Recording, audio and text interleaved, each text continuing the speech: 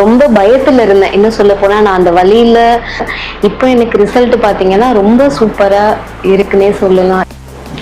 Hi viewers, ஹாம்ஃபிட் ஃபிசியோதெரபிக்கு நான் வந்திருந்தேன். அதாவது இங்கே வரும்போது எனக்கு கையே கொஞ்சம் தூக்க முடியாமல் தான் இருந்தது. இங்கே நெக் பெயின் இருந்தது.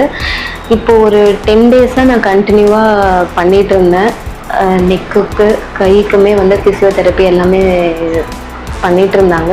இப்போ எனக்கு ரிசல்ட் பார்த்தீங்கன்னா ரொம்ப சூப்பராக இருக்குன்னே சொல்லலாம். ஏன்னா வீட்லேயுமே அந்த அளவுக்கு நான் ஒர்க்கே பண்ண முடியாமல் இருந்தேன். இப்போ எனக்கு ரொம்ப ஈஸியாக ஒர்க் பண்ண முடியுது.